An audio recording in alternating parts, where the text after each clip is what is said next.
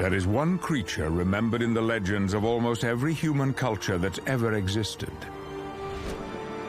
A creature depicted with remarkable similarity by the Chinese, the Aztecs, even the Inuit, who live in a frozen land where no reptiles are found. Even they have stories of this animal, the dragon.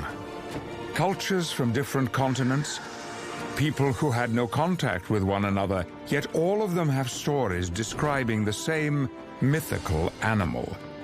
Could it be these stories were more than myth? What if we discovered that this creature that haunts our imagination had once been real? If dragons were real, then what were they really like? How did they fly, and how did they breathe fire? Why did they die out? To unlock these secrets, we'd need to find physical evidence, evidence revealed by the slow retreat of a melting glacier. What if we found a body?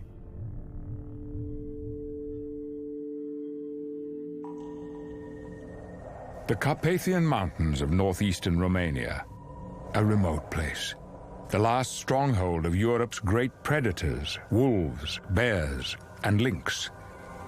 And according to legend, here is where another great predator made its last stand, a legend that has found new life. Alpine skiers who ventured into these mountains stumbled upon a network of ice caves opened by an unseasonably warm winter. What they found inside required official investigation. A brutal, medieval crime scene.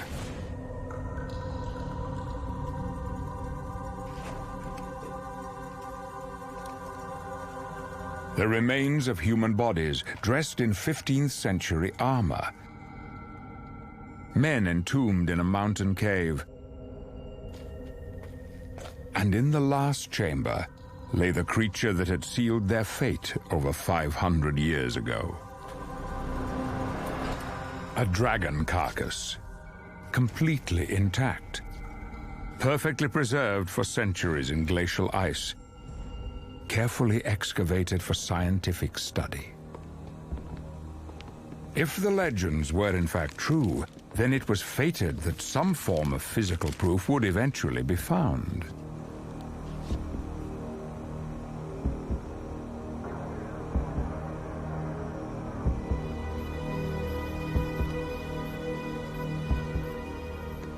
With this discovery, scientists can finally uncover the true nature of dragons.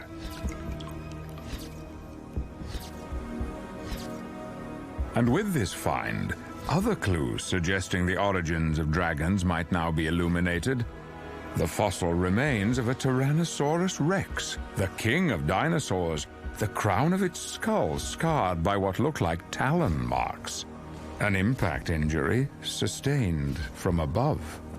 Here are the telltale signs of an ancient species of dragon that lived millions of years before the creature found in the glacier.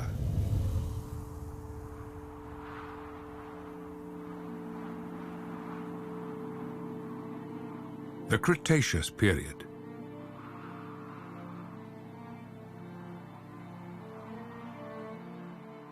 An age long past.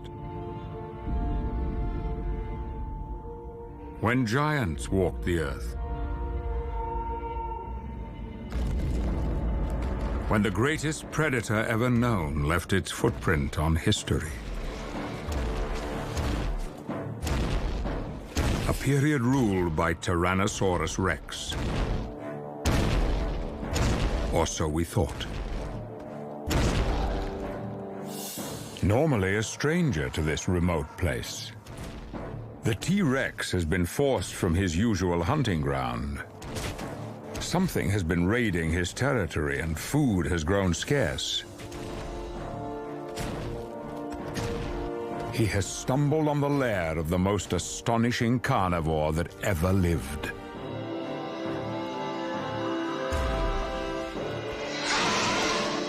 The prehistoric dragon.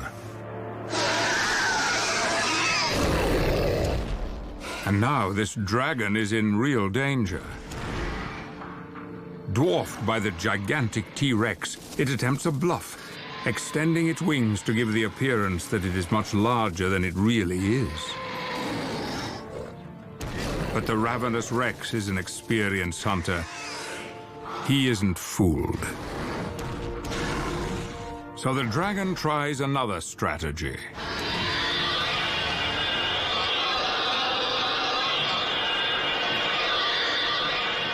A piercing shriek that briefly stuns the dinosaur.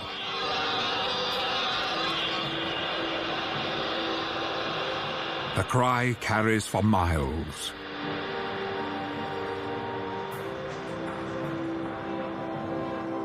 Still, the Rex refuses to yield.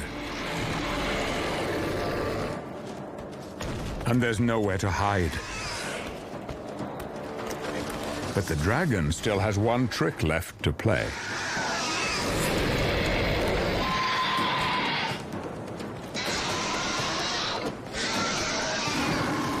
And here she comes.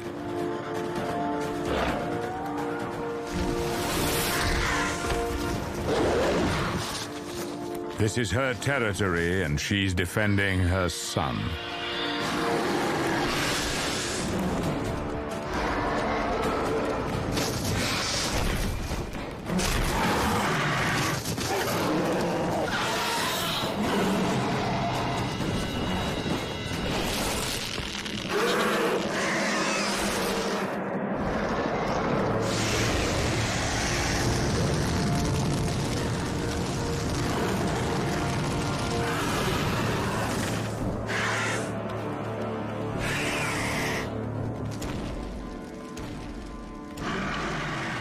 Tyrannosaurus will not last the night. Fire is the dragon's weapon of last resort. But she delivered the final blow too late. With a broken wing, she can no longer hunt, and she can no longer feed herself or her offspring.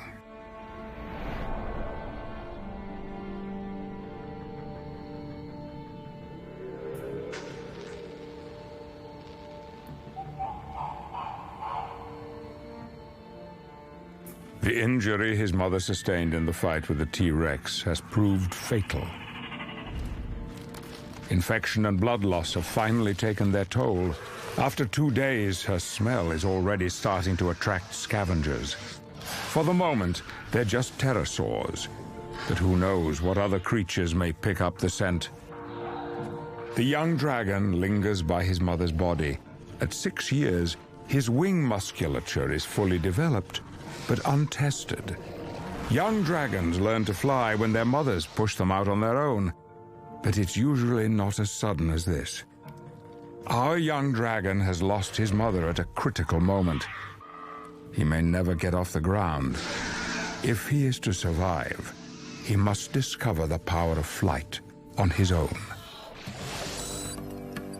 How did dragons get aloft? A look inside this dragon's body will reveal the most ingenious adaptation in the natural history of flight. A system that remained largely unchanged for millions of years, from the early prehistoric dragon to this species found in the ice, the mountain dragon of Western myth and legend. The initial analysis of this dragon shows other adaptations for flight besides the obvious wings. The chest points towards a clear function. It's powerful, heavily muscled, similar to what one would see on birds of prey like falcons and eagles. Preliminary internal scans of the body are more revealing. A massive heart, also indicative of powered flight. The chest muscles would need large quantities of oxygen-rich blood to maintain a steady wing beat. The bones are perfectly designed for flight too. The internal structure is very specialized. It's honeycombed, a skeletal design also found in birds, strong but very lightweight. All of these adaptations are general characteristics of powered flight. But this creature still looks too heavy to be supported by such relatively small wings. They couldn't possibly generate the kind of lift needed to get an animal this big off the ground. The wingspan measures under 20 feet, and with an initial estimated weight of 900 pounds, scientists would have to probe deeper to find the key to dragon flight. Continued scanning shows something more unusual inside the chest cavity, a pair of leathery organs resembling a second pair of lungs.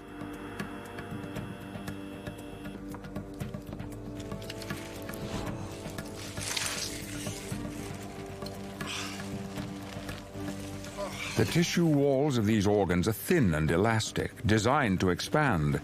They're storage sacks. What do they hold? The answer escapes with a hiss. Gas. Not gas from decomposition, the specimen is too well preserved. This gas was present while the animal was still alive. But what is it? Analysis proves the gas is composed predominantly of hydrogen. Hydrogen gas is 14 times less dense than air. Fill a balloon with hydrogen and it rises. Fill these organs with hydrogen and the principle is the same. These are the dragon's flight bladders. But how did dragons produce the hydrogen that got them off the ground?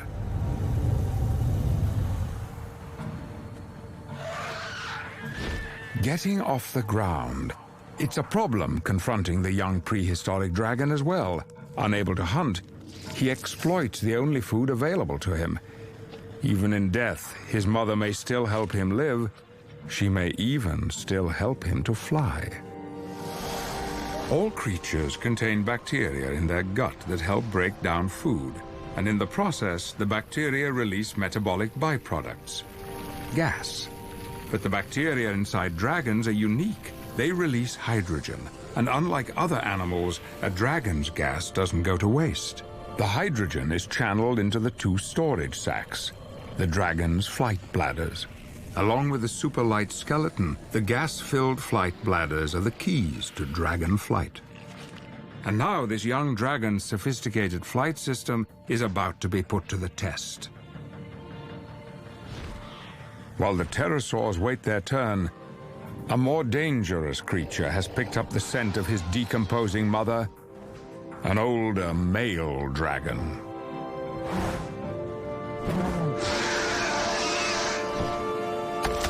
Its broken horns and dull appearance betray a dragon at the end of his days. Constant territorial battles mean that male dragons rarely reach old age. Few live past 40. Pushed from his territory by a younger and fitter male, this dragon is a nomad. He now wanders in search of food, scavenging other kills more often than making his own. But given the choice, he'd prefer fresh meat. And this time, the young dragon's mother isn't there to save him. The old nomad closes with surprising speed. The juvenile's only hope of survival is to get airborne.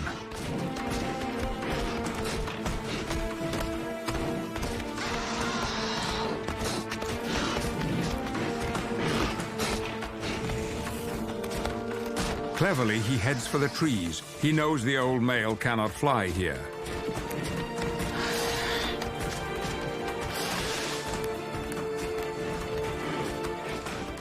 Inside, his body is working overtime, his heart beating, his muscles pumping, hydrogen being generated at a prodigious rate. But it's still not enough.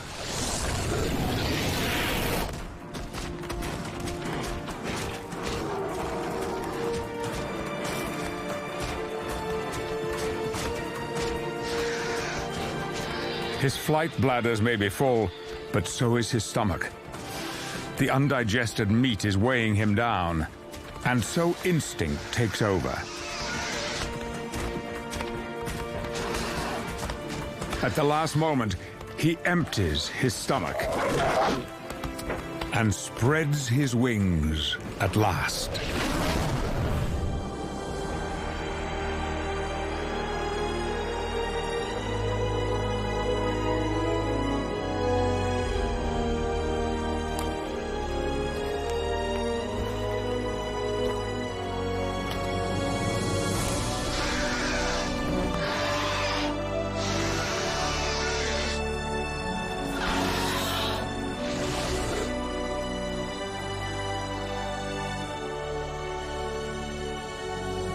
The young dragon takes flight for the first time in his life.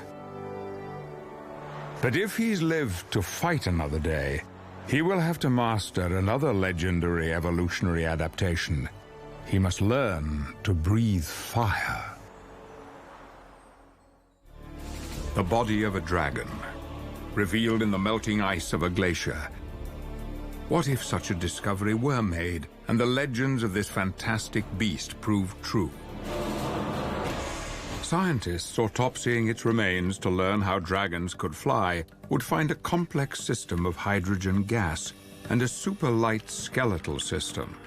But where is the physiological evidence to support the dragon's most spectacular adaptation? How did dragons breathe fire? What would this body tell us? The inner surface of the mouth is almost armor-plated.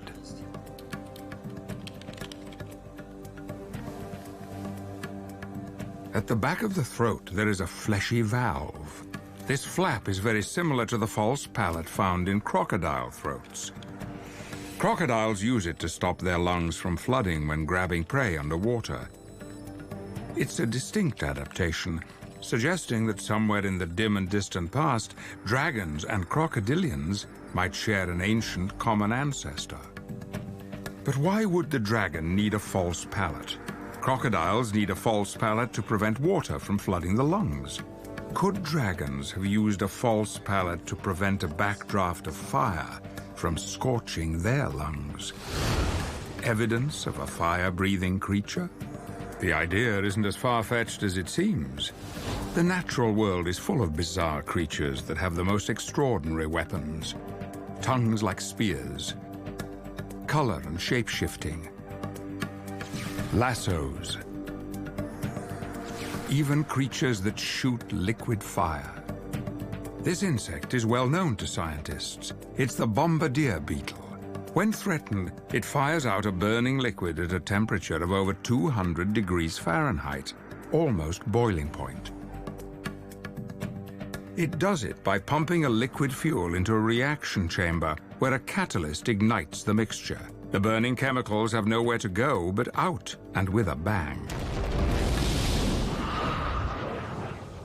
Nature is not constrained by our lack of imagination, but it does observe rules. If dragons were to breathe fire, then they too would require a catalyst. With further examination of the carcass comes a strange find. The creature appears to have both incisors, meat-ripping teeth, and flattened molars, grinding teeth.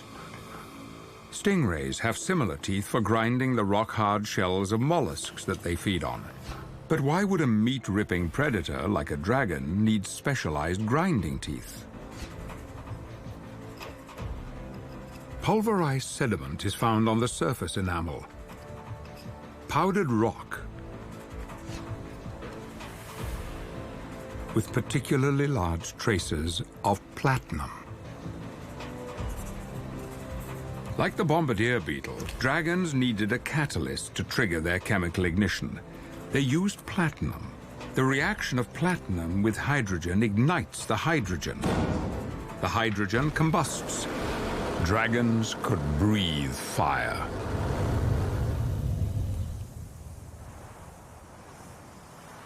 Several years have passed, and the juvenile prehistoric dragon is now a young adult. He is homeless and without a territory. He will never mate. But his time has come. He has flown deep inside the territory of a dominant male. It is a daring act. Half of all young males are killed in territorial battles.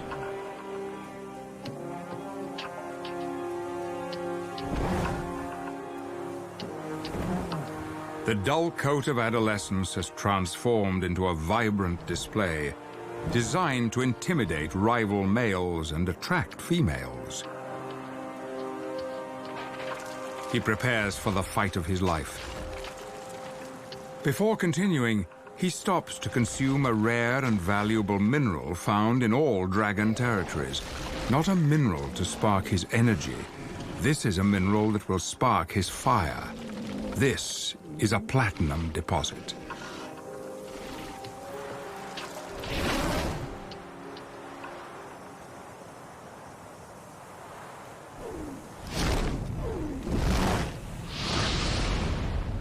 In the heart of his 100 square miles of territory, the resident dragon sends a blazing message into the air. It signals to challengers and females alike that he is fit, healthy, and confident enough to waste the precious resource of fire on a display. The message is not lost on our young male. If he has any chance at all of winning this duel, he must be at his very best. The stakes are high.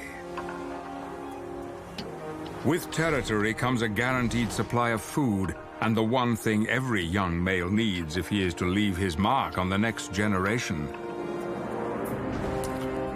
Females. And this female is the real reason he is here. She's in season, and for just 1 month will breed with the resident male. And here he is. His territory and his female are under threat, and he intends to deal with it.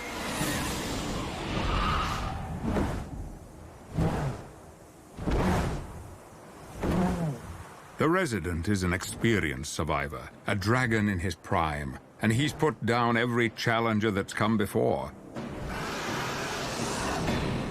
He wears the dark coloration dominant males adopt when in command of a territory. He no longer displays the red markings of a bachelor. He now displays with fire. And his combat experience is immediately apparent. With his first shot, he inflicts serious damage on our dragon. The young dragon climbs for the clouds, desperate for cover and the cooling vapor. But the aggressive tactics of the resident aren't without risk. The very same hydrogen that keeps him airborne fuels his flame. The dragon's flight and fire apparatus is a binary system. Both rely on the stored hydrogen in the flight bladders. If the resident burns too much of his hydrogen reserves, he'll be forced from the sky.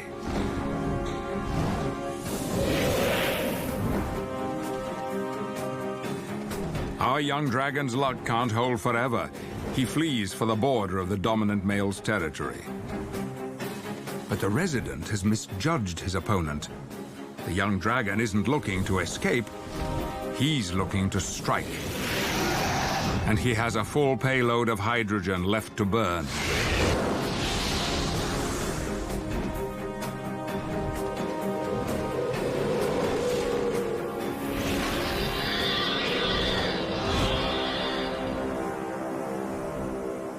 By using his weapons with consummate skill, he has triumphed.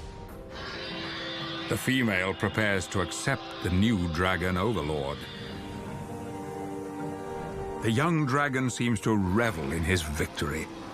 All his life he's fought the odds, and now at last he's come into his own.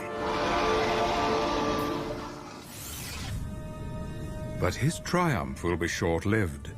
65 million years ago, at the peak of the prehistoric dragon's success, a curtain comes crashing down on the Cretaceous period. A meteorite the size of Mount Everest careens into the planet, wiping out nearly all life on Earth. On land, nothing larger than a cat will survive, but in the sea, life will find a way. If dragons were more than just a myth, and the fact that nearly every human culture has a story about them more than just a universally strange coincidence, then a scientific explanation for them would be possible. Scientists could discover how dragons were able to fly and breathe fire. But if dragons had been alive since the time of the dinosaurs, then how did they survive long enough to be remembered by humankind? 65 million years ago, a meteorite 6 miles wide laid waste to nearly all life on Earth. The cataclysm is known as the KT event. It unleashed one of the greatest mass extinctions in the history of our planet. The age of dinosaurs was brought to a crashing halt. How did dragons escape this doom? The only other large creatures to survive the KT event all have one thing in common. They were aquatic. Sharks, skates, rays, coelacanths, turtles, and crocodiles. The dragon body found in the ice cave already suggests a common ancestry with an aquatic animal. The false palate found at the back of the dragon's throat is morphologically similar to the false palate of crocodiles. But crocodilians aren't close relatives. They branched off long before the first true dragon had evolved. But neither is this mountain dragon a very close relative of the prehistoric dragon that did battle with T-Rex. That ancient species was completely wiped out by the KT meteorite. This dragon developed along a different branch of the family tree. The descendants of the first primitive dragon followed very different evolutionary paths. At the time of the KT catastrophe, the prehistoric dragon was not alone. It had a cousin, a marine dragon. Water provided dragons with an escape route from one of the deadliest episodes in the Earth's history. Like other large creatures that endured the KT event, dragons swam from extinction. Over time, flight bladders had become swim bladders. Reduced wings developed into fins, and the powerful tail became a rudder.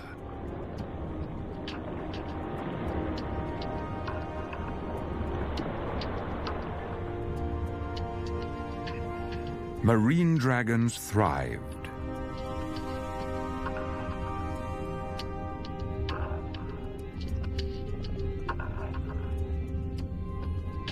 Then, as global temperatures rose, some marine dragons returned to the coastal margins. Moving into estuaries and traveling up rivers, it wasn't long before they made their first tentative steps back on land. Many creatures alive today made similar transitions back and forth between land and sea. If the legends are accurate, then dragons too would have re-emerged on land millions of years after the KT event. But what of their marine predecessors? How long did that line last? The sea serpent. Were these mythical creatures real too? Are sea monster legends actually accounts of marine dragons? And what of the dragons that returned to the land? Where would they have first appeared?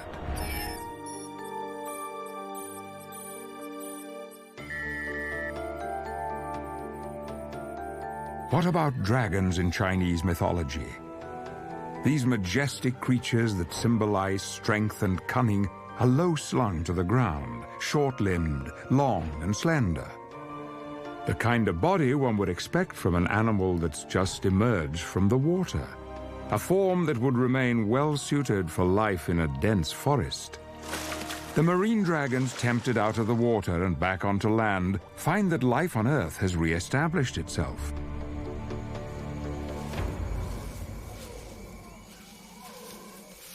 Around the globe, new habitats and new species have evolved.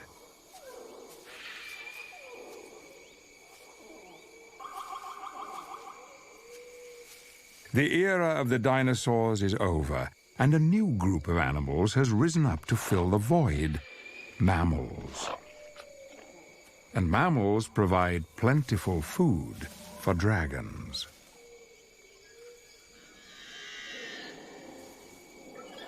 Like their ancestors, this forest dragon that inhabited Central and Southeast Asia remains a solitary and unsociable creature. She seeks others of her own kind only when looking for a mate. The wings on this dragon are vestigial. Flight isn't much use when hunting in these forests, but she can move with absolute stealth. The markings on her skin break up her outline in the dappled forest light.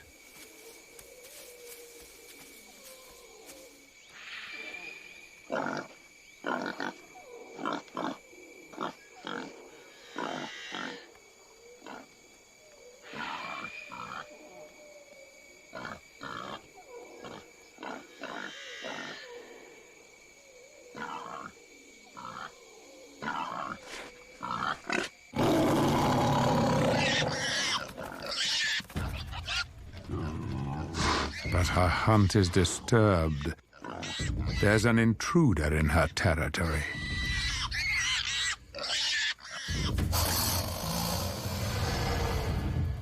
A creature that's grown bold and will come between this dragon and her prey for the last time.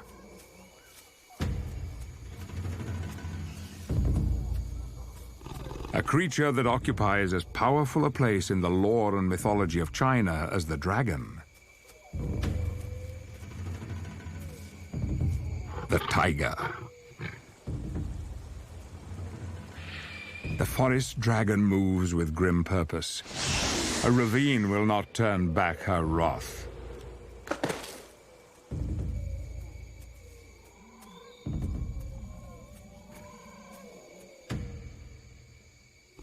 The intruder in her territory is a real and emerging threat to her very survival.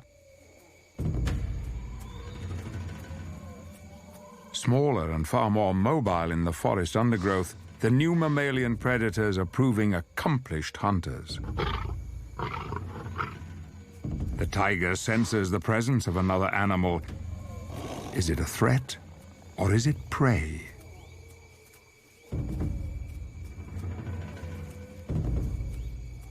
The dragon remains silent. She has encountered tigers before. She knows this is a wary animal, but an inquisitive animal. A slight move will be enough.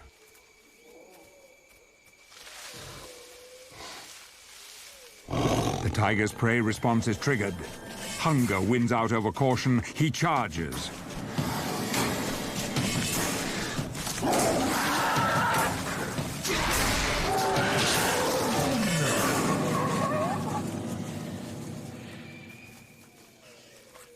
Curiosity kills the cat.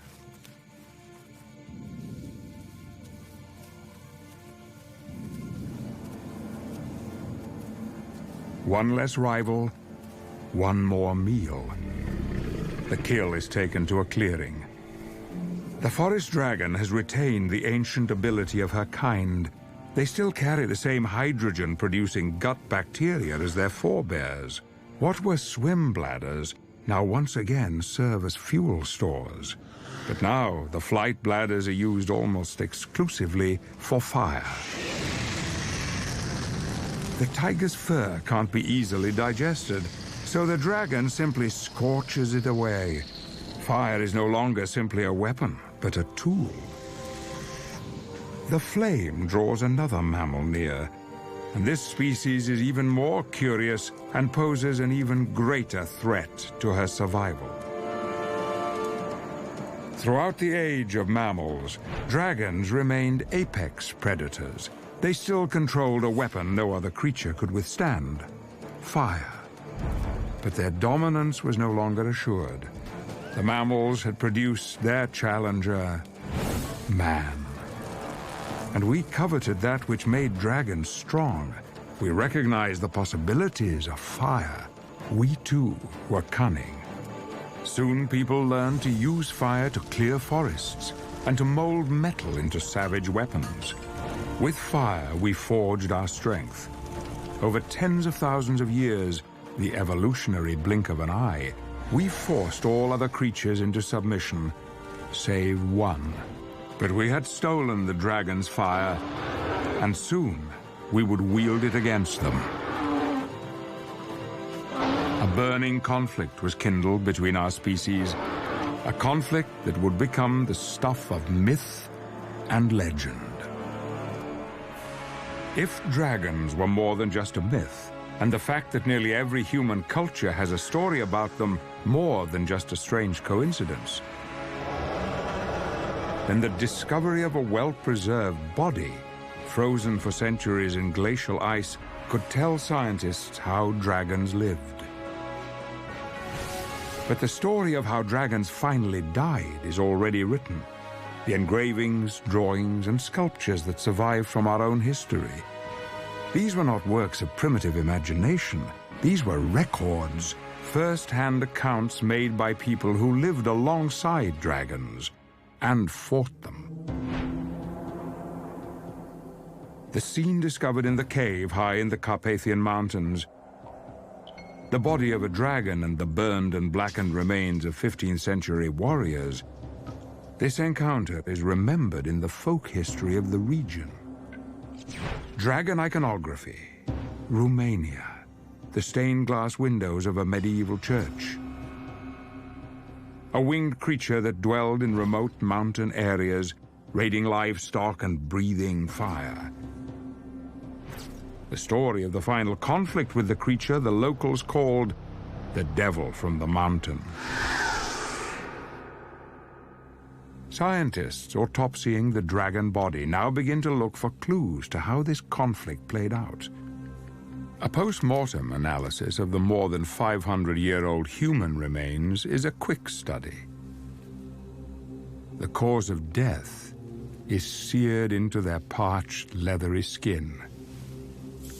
Carbon residue.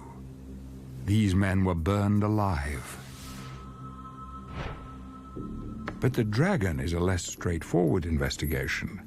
While scientists have proved that this animal could breathe fire and that it was endowed with a sophisticated fire apparatus, what puzzles them is that it doesn't look like this particular dragon ever turned on its ignition. The mouth shows no sign of carbonized residue, no sign of any exposure to intense heat. For an animal that's supposed to breathe fire, this comes as a surprise. Earlier scans detected non-organic matter embedded in the right atrium of the heart. The cause of death for this dragon, now no longer a mystery. They remove an iron fragment.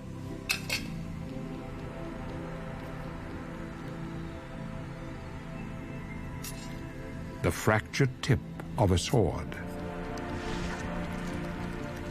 But subsequent scanning gives them a shock.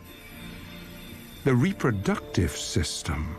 Scientists are able to determine that the dragon is a female, yet there is no evidence of follicular activity. The reproductive tract is immature. This is only a young dragon. It was still a baby when it was killed.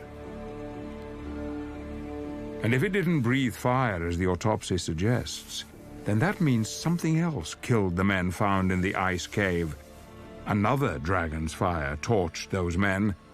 Scientists have discovered evidence that none of the legends has recorded. Dragons had parental care. Dragons guarded their young.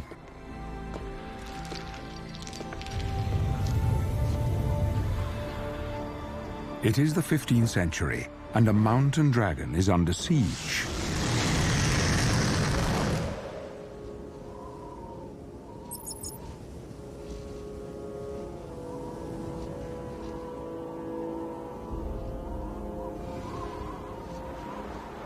The distant ancestors of this female mountain dragon first emerged from the waters to the east, following the great mammoth caravans crossing over the plains below.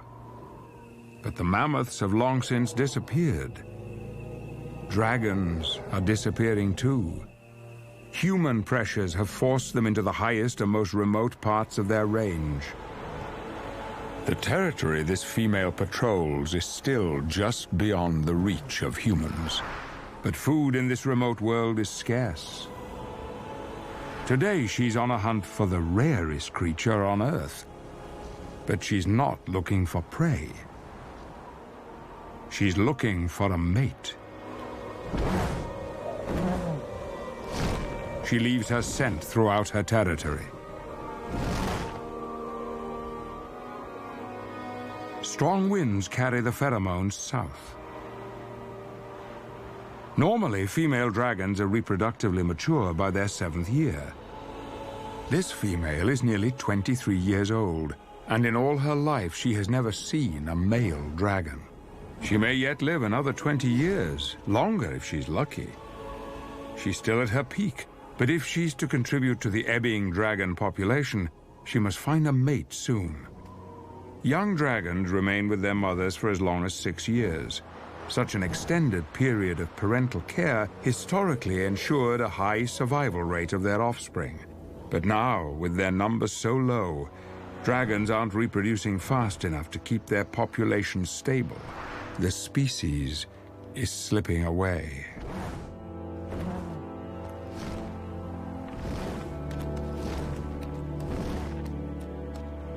The female returns to her den. It is a cave melted from dense glacial ice. Despite the freezing cold outside, in here the temperature is relatively warm. Like an igloo, the thick walls retain heat.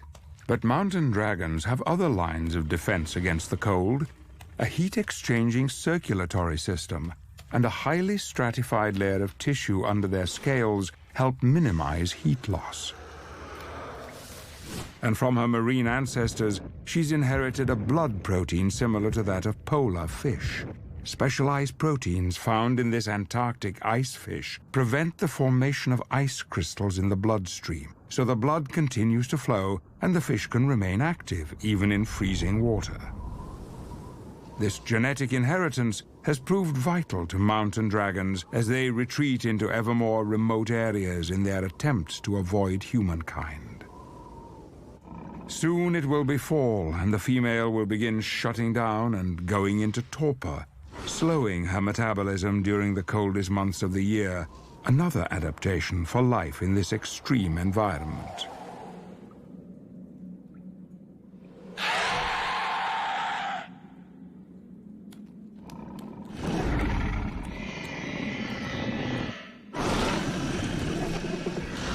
But something outside draws her attention. A sound both strange yet uncannily familiar brings her to the opening of the cave. Against the odds, a male mountain dragon has picked up her scent. He's a nomad who has wandered from the Atlas Mountains of North Africa, where mountain dragons have now all but vanished. Crossing into southern Europe, he's made his way to the Carpathians in search of a territory and a mate. The dwindling dragon population has driven this male on a 10-year quest to find a female, and now at last he has found her. The female's instinct takes over, and she does what her kind has done for thousands of years. In an age-old aerial display, she leads her suitor on. But her beguiling acrobatics serve another purpose, for this solitary and suspicious female is about to set the male the ultimate test. It is a courtship ritual that is as perilous as it is spectacular. At the height of her climb, she will lock talons with him and drop out of the sky in a dazzling free fall, just like bald eagle pairs still do today.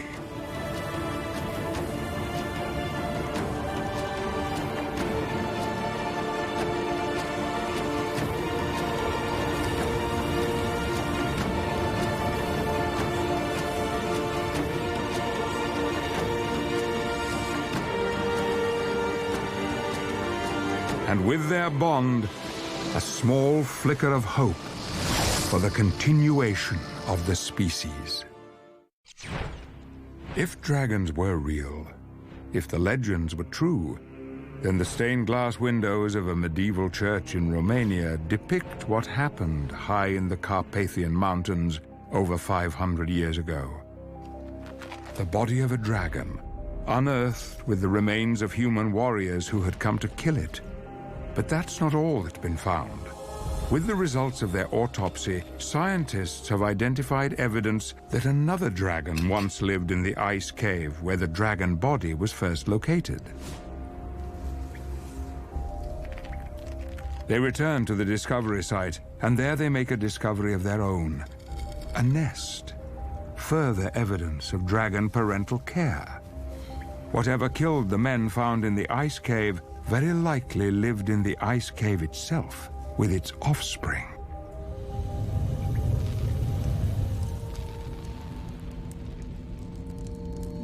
The female examines her nest.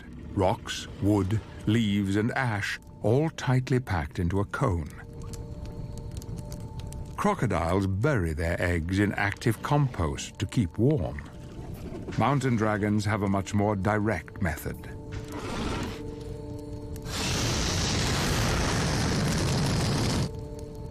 The eggshells have heat-resistant properties that can withstand intensely high temperatures. The developing dragon embryos inside are protected. But more dangerous to them than heat exposure is a drop in temperature. In fact, without this searing external heat, the dragon chicks inside would die. The rocks of the nest further shield the eggs from a direct blast, but crucially, they retain the heat, releasing it over a long period and keeping the internal temperature of the nest stable.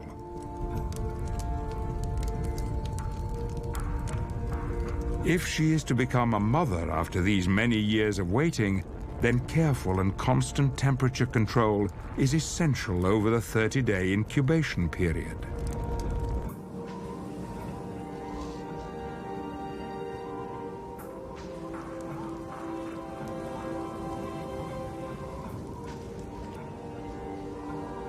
Her mate returns from hunting. He has been unsuccessful. Again.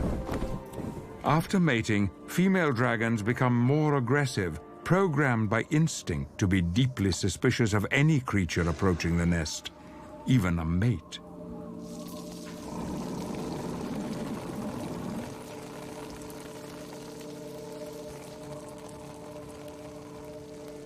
In order to appease her and make up for the lack of food, he brings a gift.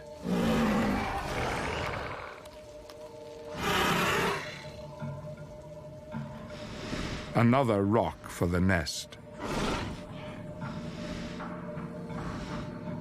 Although short-tempered from hunger and lack of sleep, the gesture placates the female. She accepts the rock. The male can now enter the cave, and she will take her turn to hunt. And the male takes responsibility for the critical temperature control. Heat-sensitive cells in his tongue allow him to check the temperature. If it falls much below 60 degrees for any period of time, the embryos will die. Strangely, he starts to turn down the heat. The incubation temperature of the eggs determines the sex of the dragon offspring, exactly like crocodile broods. Cooler temperatures encourage the development of females. Males, even a son, will compete for territory, food, and breeding females. So the adult male decides to nip a potential rival in the bud. His instinct for self-preservation is hardwired into him. But it's a cruel twist of evolutionary fate that he's now creating an imbalance between the sexes that will push his species even further towards the brink of extinction.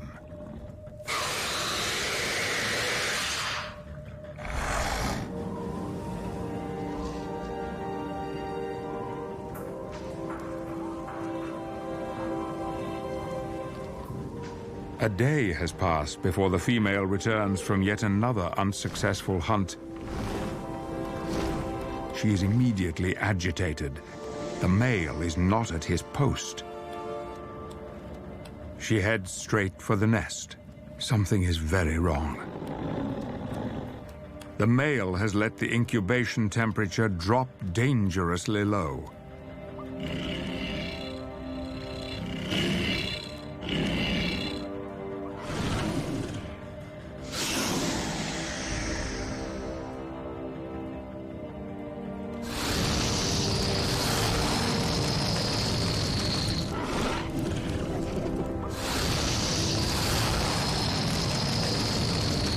It is already too late for one of her chicks, but the other might survive.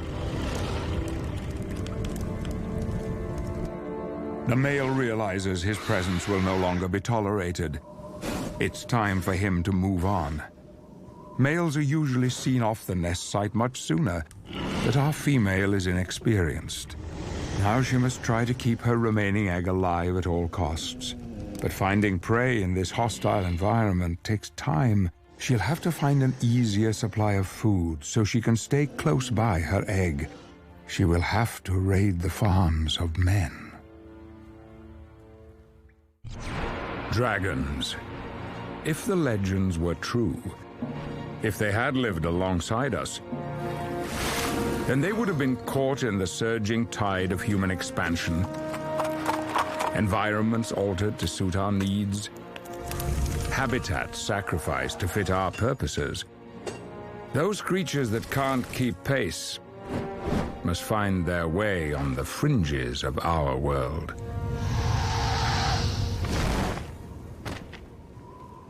The female has indeed been driven to desperate measures, because she now has more than one mouth to feed.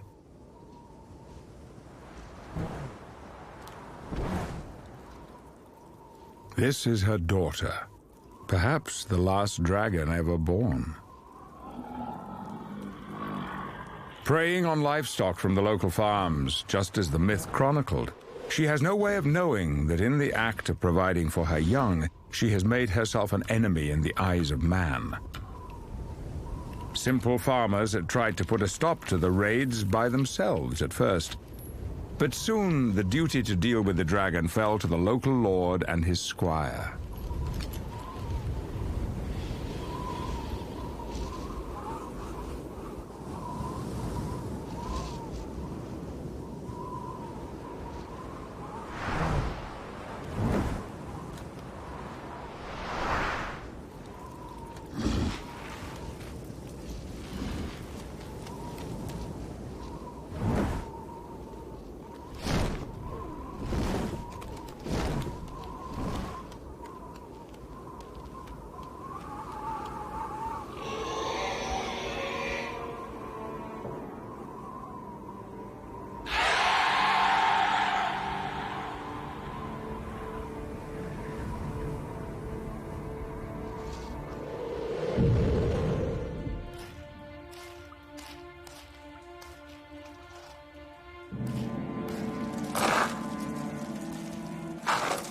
Unaware of the price on her head, the female dragon continues to behave as her kind has for 1,000 generations.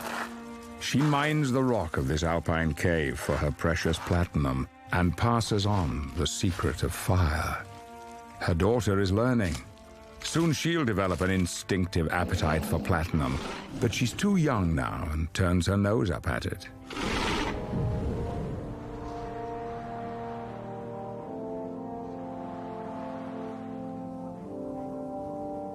After feeding upon another stolen sheep, mother and daughter bask in the sun's warmth. Their wings soak up heat like solar panels, yet another adaptation for life in this forbidding climate. They lie down together for a nap, sharing one another's body warmth. But soon the mother will have to hunt again, and her daughter will be left unguarded.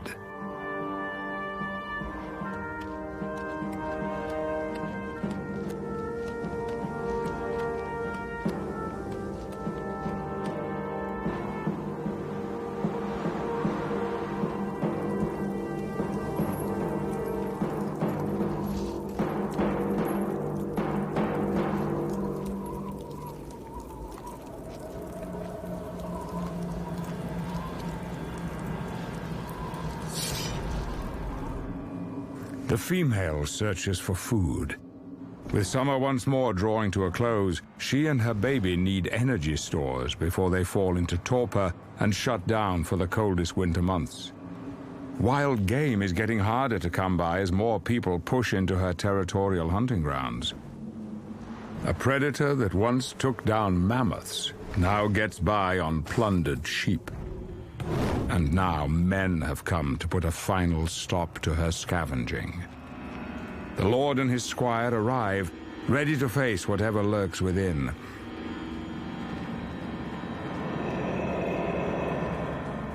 A creature that they believe is born of hell's fire. An evil that must be destroyed.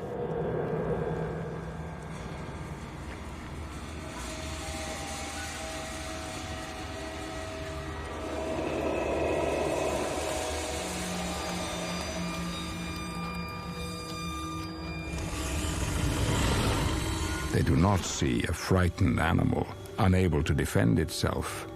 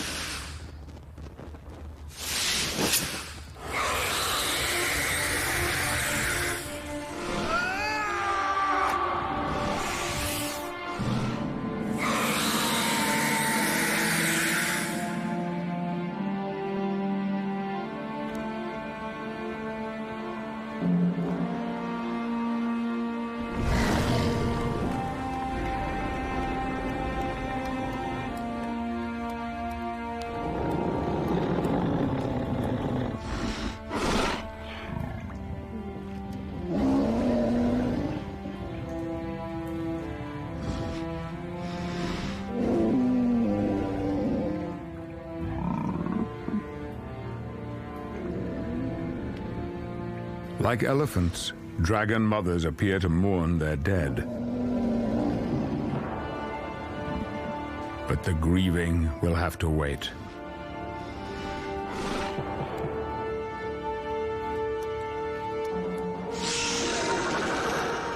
In a final insult, the assassins wear the blood of her daughter as a trophy. They are about to feel the full vented fury of a vengeful dragon mother.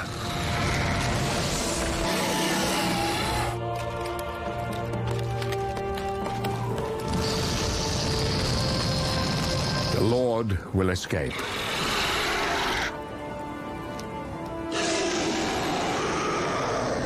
His squire won't be so fortunate.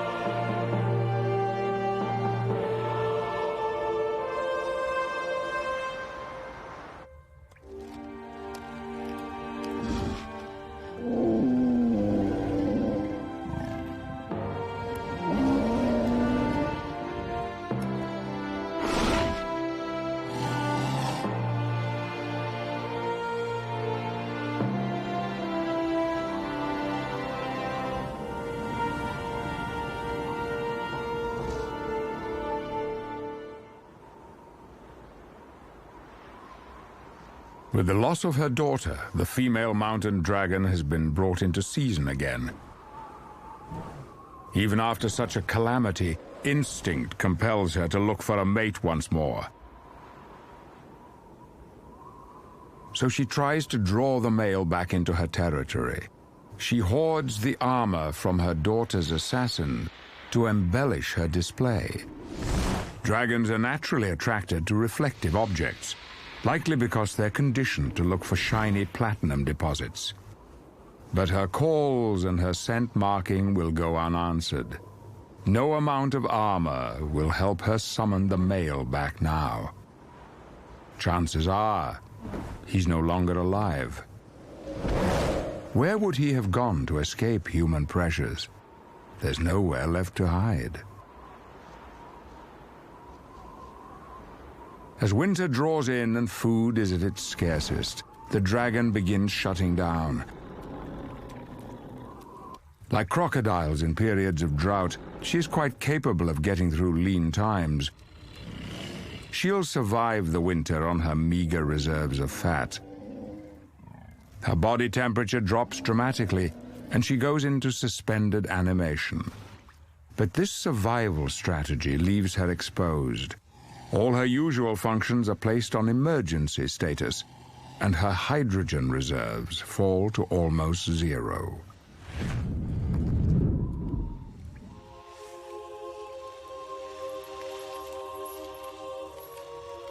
The female is awakened from her torpor. Many humans have troubled her since her daughter's death, and now humans have come to trouble her once more. This time they are better prepared. Mercenaries paid for by the local lord. Dragon slayers.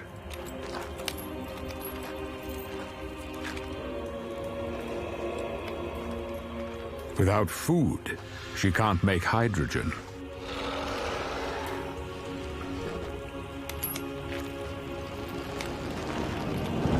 And without her precious gas, she cannot fly or breathe fire.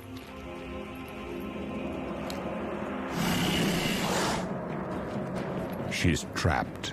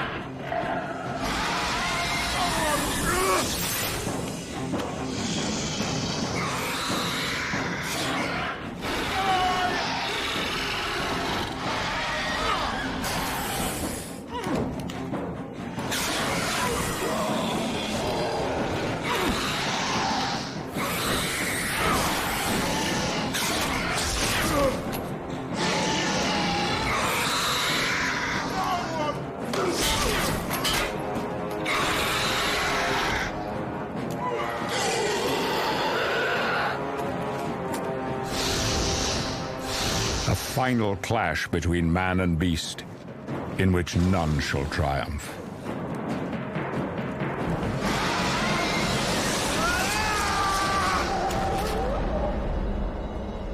Over the years, the cave was sealed by snow and ice, the bloody battle frozen in time. The dragon faded from reality to mythology.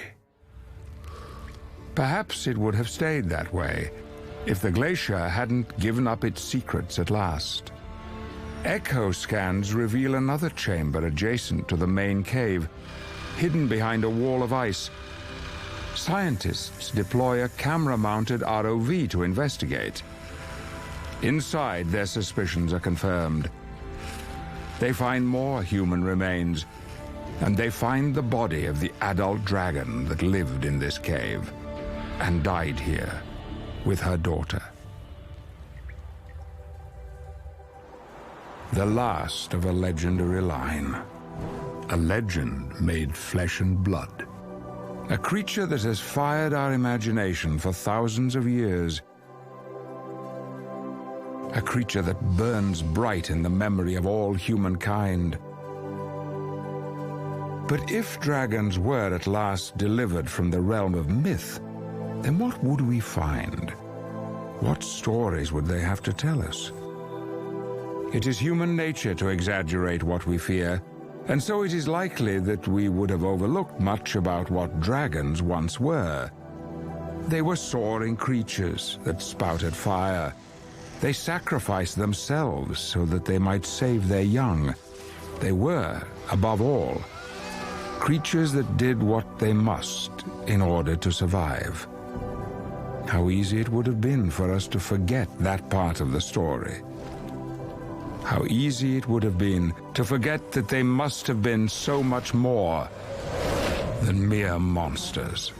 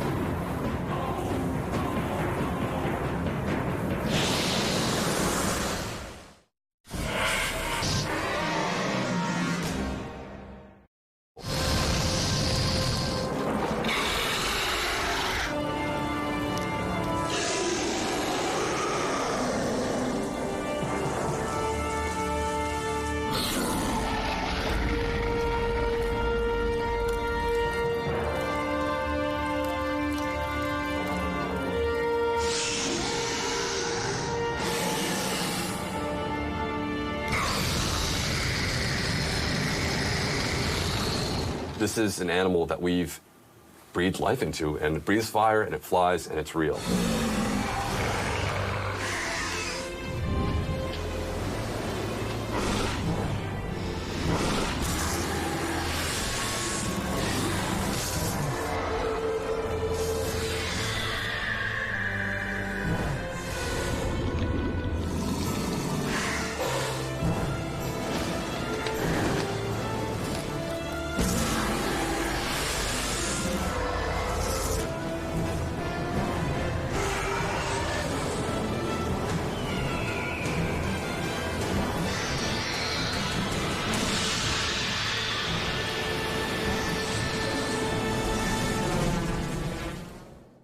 If I've done my job well, you will believe in dragons. When you watch dragons, you will believe because the dragons look real, they feel real, and that's why I think you'll believe. So who knows? Maybe they're still around.